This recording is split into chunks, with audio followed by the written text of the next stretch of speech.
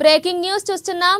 రాష్ట్రంలో విపత్తులు సంభవించినప్పుడు వాటిని తట్టుకొని ప్రాణ నష్టం, ఆస్తి నష్టం తగ్గించడానికి ఆకస్మికంగా ఎదురయ్యే పరిస్థితులను సైతం ఎదుర్కొనేలా విపత్తుల నిర్వహణ వ్యవస్థను బలోపేతం చేస్తున్నామని రెవెన్యూ శాఖ మంత్రి పొంగులేటి శ్రీనివాసరెడ్డి అన్నారు. ఇక సచివాలయం వరద కార్యాచరణ ప్రణాళికపై సమీక్ష నిర్వహించారు. 10 ఏళ్ల తర్వాత తొలిసారిగా వరదలపై యాక్షన్ ప్లాన్ రూపొందిస్తున్నామన్నారు. వరదలతో సంబంధం ఉన్న ప్రతి విభాగం రాష్ట్ర జిల్లా స్థాయిలో వరదలపై కార్యాచరణ ప్రణాళిక రూపొందించుకోవాలని అధికారులను ఆదేశించారు. ఇక గోదావరి, కృష్ణా పరివాహక ప్రాంతాలలో వరద ముప్పును తగ్గించడానికి అవసరమైన ప్రణాళికను తయారు చేయాలని సూచించారు.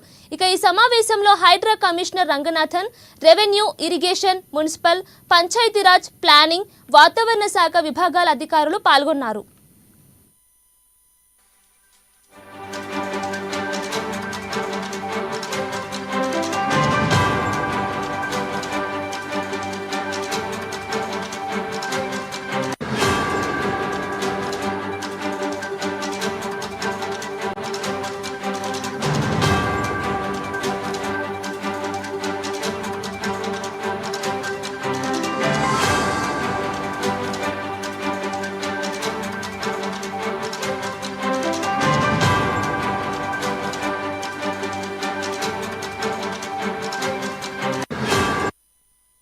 బ్రేకింగ్ న్యూస్ చూస్తున్నాం.